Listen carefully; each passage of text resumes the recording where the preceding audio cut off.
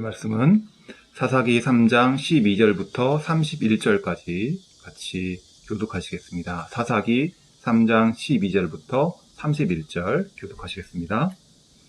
이스라엘 자손이 또 여호와의 목전에 악을 행하니라.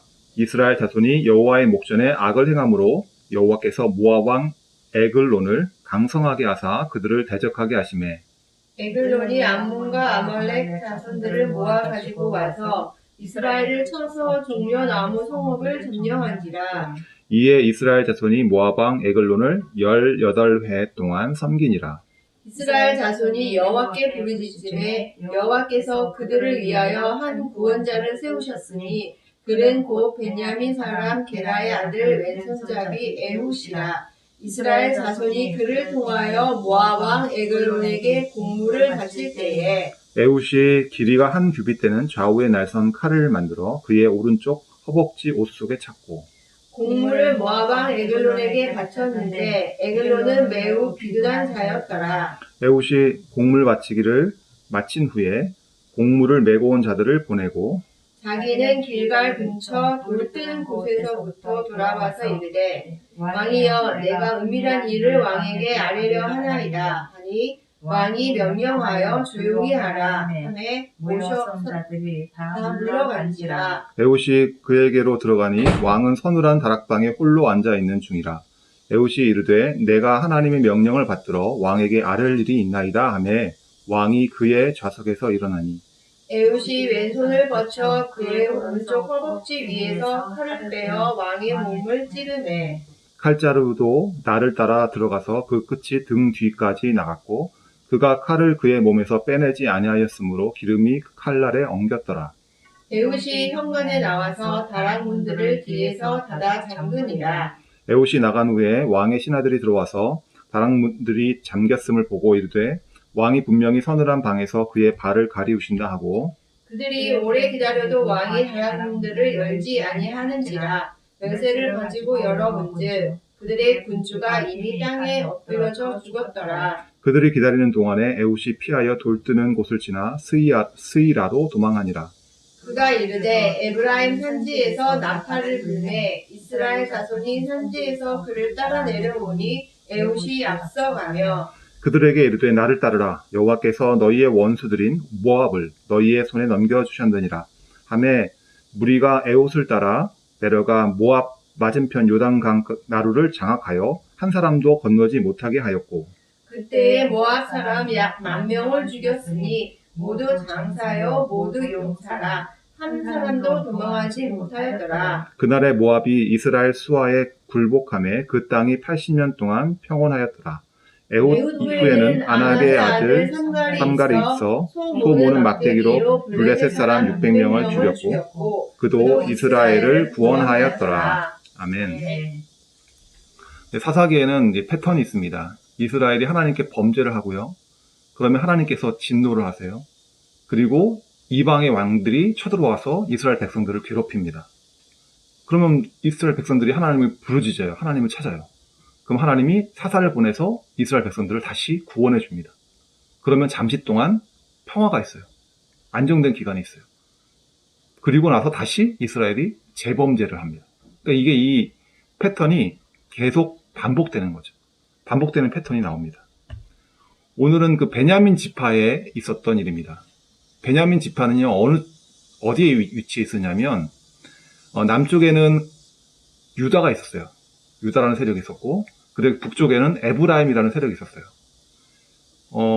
이스라엘에서 제일 강한 지파가 둘이 뭐냐고 그러면, 유다 지파하고 에브라임 지파입니다.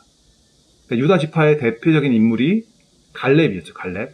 그 다음에 에브라임 지파에서는 대표적인 사람이 여호수아였습니다. 그러니까 여호수아가 갈렙이 사실상 이스라엘 민족을 이끌었잖아요. 물론 여호수아가 더 주도했지만, 그러니까 이 두 지파가 강했어요. 이 남쪽에 있는 유다와 북쪽에 있는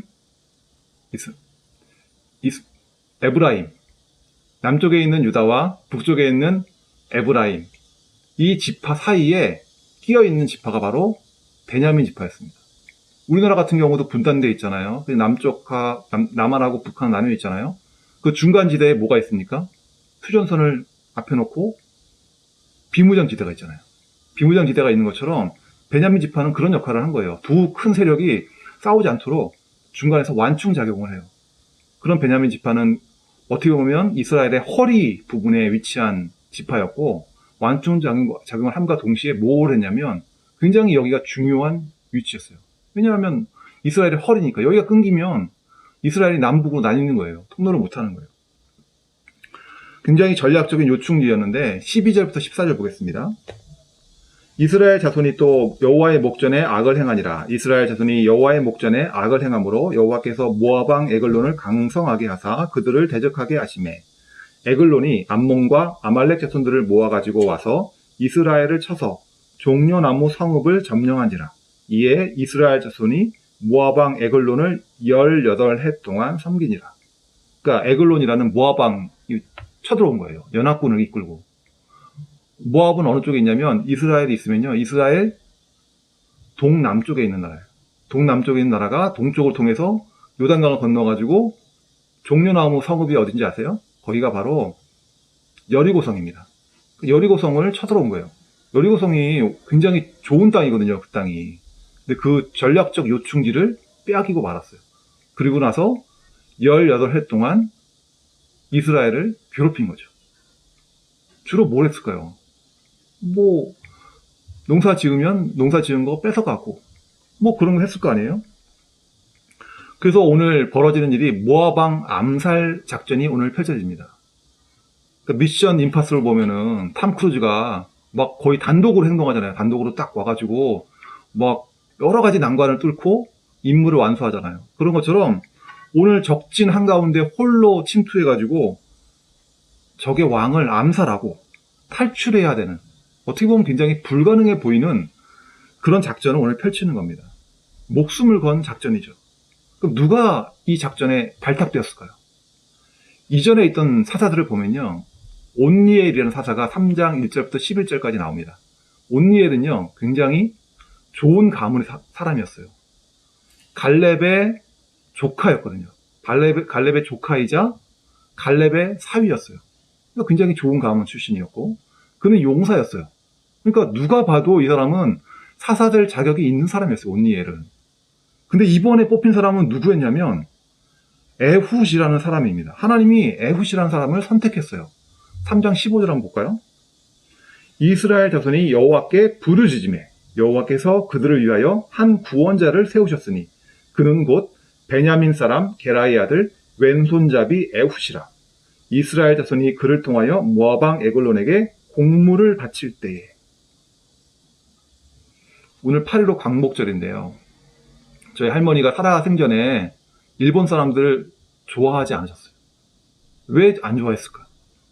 옛날에 하도 많이 당해서 그래요. 옛날에 일제시대 때 농사를 열심히 지어놓으면은 일본 사람들이 와서 뺏어가는 거예요.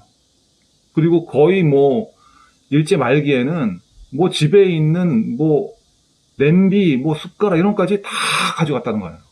그러니까 할머니가 그것 때문에 나이가 들으셔도 일본 사람에 대해서 좋은 감정을 가지지 않았어요. 근데 일본 사람들이 직접 와서 뺏어가는 게 아니죠. 그 밑에 뭘 둬요? 한국 사람을 둬서 한국 사람이 어떻게 보면 앞잡이 노릇을 하는 거잖아요. 아, 저 집에는 세금 얼마가 거두고 저 집에는 세금 얼마가 거두고 땅이 얼마씩이니까 얼마, 너는 땅이 얼마니까 얼마 내놔라. 이런 역할을 하는 거는 그 식민지 사람들이 하잖아요. 그러니까 로마 시대에도 그런 역할을 하는 사람이 있었죠. 삭개오라고. 그러니까 세리장이었잖아요. 이런 사람들이 있었단 말이에요.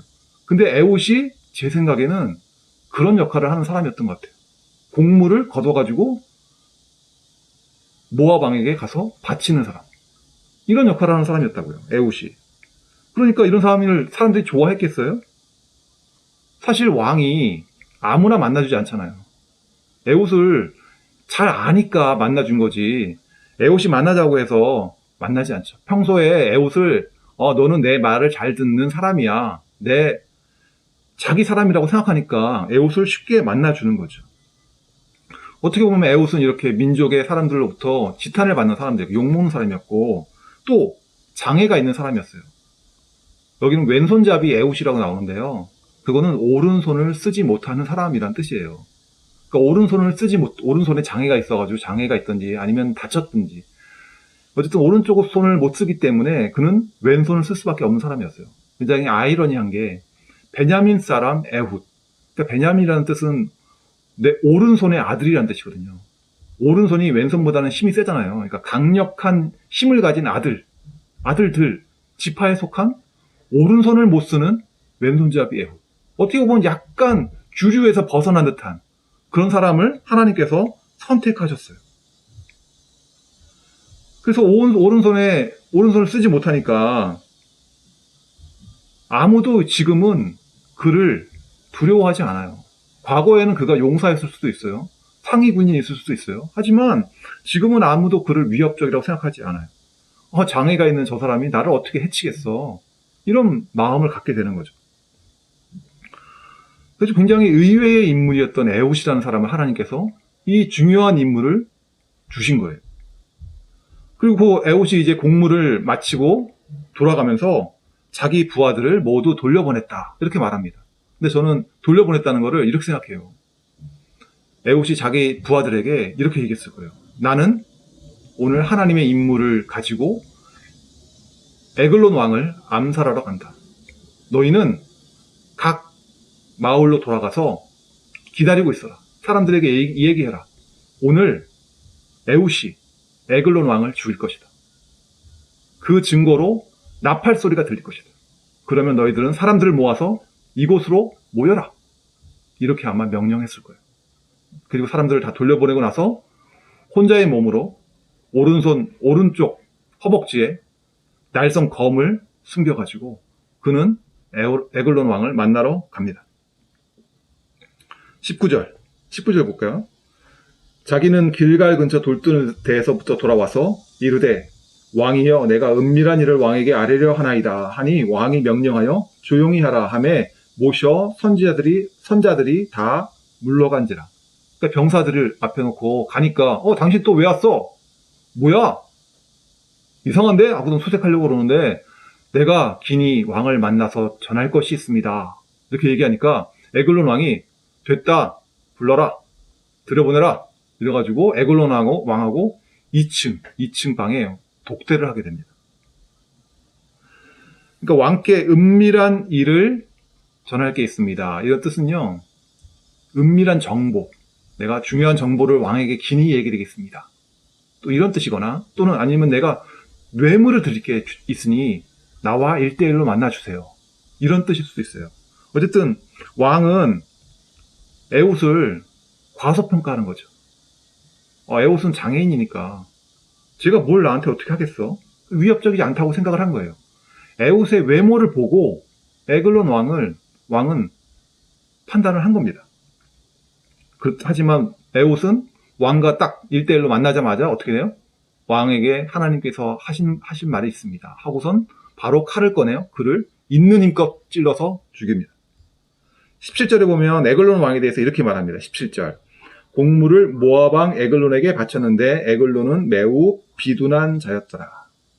에글론은 어떤 사람이었다? 비둔한 자였다. 에글론이라는 이름이요. 송아지라는 뜻이에요. 송아지. 그러니까 비둔한 송아지. 살찐 송아지. 살찐 송아지는 곧 잡아먹히거든요.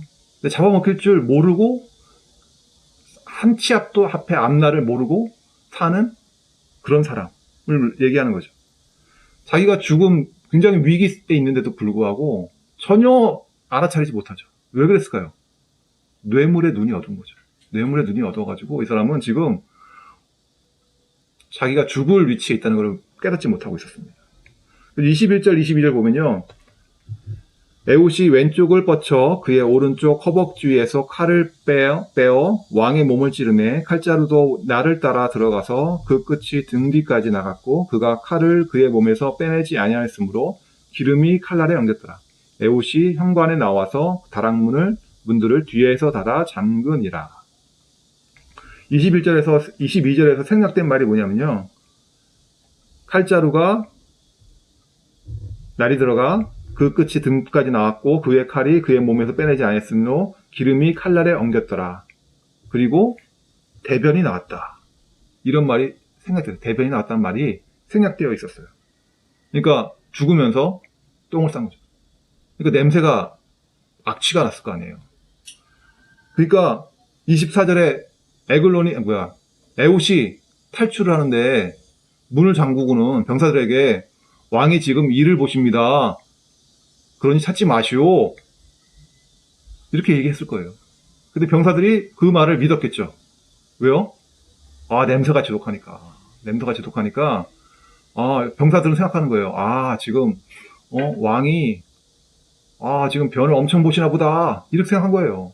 그 24절 보면요. 뭐라고 그래요? 24절. 에웃이 나간 후에 왕의 신하들이 들어와서 다락문들이 잠겼음을 보고 이르되 왕이 분명히 서늘한 곳에서 그의 발을 가리우신다. 평소에는 옷이 발을 가리지 않죠. 근데 언제 발을 가려요?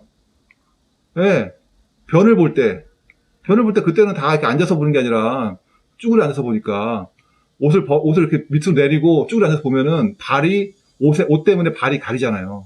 그러니까 이거 변을 본다는 거를 발이 가렸다 이렇게 표현했거든요. 그러니까 에웃이 자기는 예상치도 못했지만 자기가 탈출할 그런 시간이 충분하게 벌어질 거죠. 그래서 에웃은 유유히 그곳을 빠져나갑니다. 그리고 27, 28절 그가 이르러 에브라임 산지에서 나팔을 불매 이스라엘 자손이 산지에서 그를 따라 내려오니 에웃이 앞서가며 그들에게 이르되 나를 따르라 여호와께서 너희의 원수들인 모압을 너희 손에 넘겨주셨느니라 하매 무리가 에웃을 따라 내려가 모압 맞은편 요단강 나루를 장악하여 한 사람도 건너지 못하게 하였고 요단강 나루는요 퇴로예요. 퇴로. 모압 사람들이 도망가려면 요단강 나루를 통과해야 되거든요. 근데 지금 아주 민첩하게 움직이는 모습을 볼 수 있어요. 사람들을 모아서 이끌고 그리고 요단 강나루를 딱 장악해가지고 도망가지 못하게 너희들은 도가내든 쥐다 이렇게 얘기하는 거죠.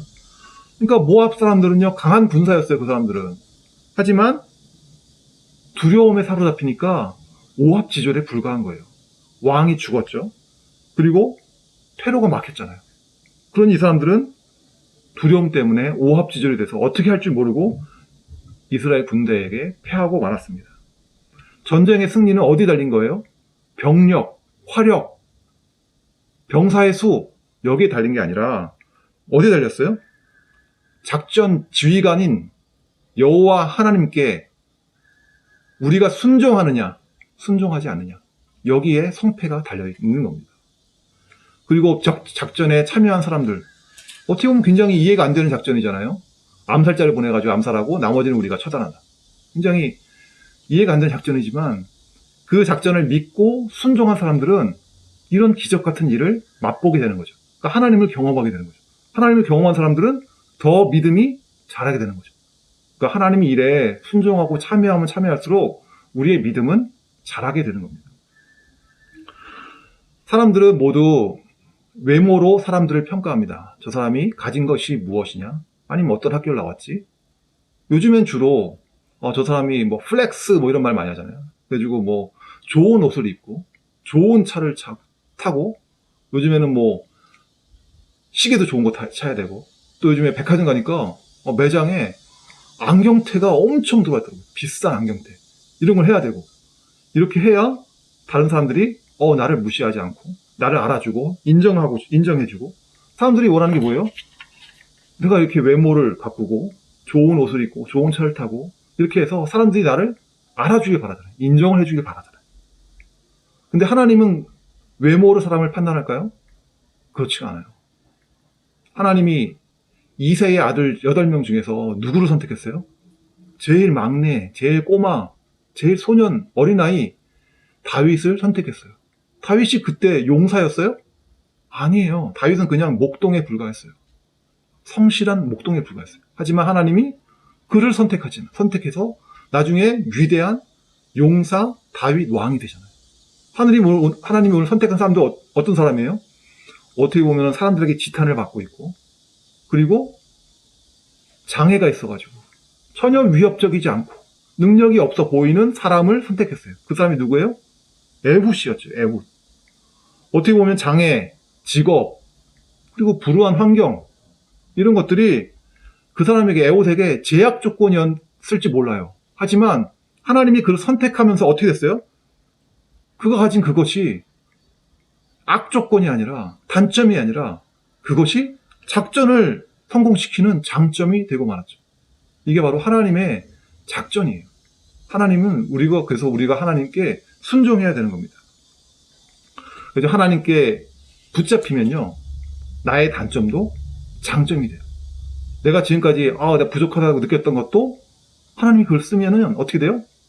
그것을 통해서 하나님이 역사하신단 말이죠. 그 다음에 에옷 이후에 있는 삼갈에 대해서 나와요. 아나세 아들 삼갈이 있어 31절 소모는 막대기로 블레셋 사람 600명을 죽였고 그도 이스라엘을 구원하였더라. 삼갈의 막대기 하나, 소모는 막대기. 굉장히 변변치 않은 그 막대기 하나 가지고 블레셋 사람들을 무찔렀다고요. 블레셋 사람들은 당시 철기 문화를 가진 굉장한 군사 기술이 뛰어난 나라였거든요. 하지만 하나님이 소모는 막대기, 이 막대기를 누가 붙들고 있느냐에 따라서 승패는 결정되는 거 맙니다. 그래서 나는 외모가 이래. 나는 가진 것이 없어. 나는 몸이 약해. 나는 나이가 많아. 나는 나이가 어려. 나는 배운 게 적어. 나는 경력이 없어. 이렇게 우리는 자꾸 나에 대해서 과소평가한다고요. 과소평가. 사람은 외모를 보니까 과소평가하는 거죠. 다른 사람들 보면 좋은 옷 입고 좋은 차 타고 나는 그거에 비하면 나는 그 사람들 비해서 한참 떨어지는 것 같고 이렇게 나는 나 자신을 자꾸 과소평가하는 경향이 있는데 나를 어떤 사람인지 다시 한번 생각해 봐야 돼요. 나는 어떤 존재인가? 나는 어떤 사람인가?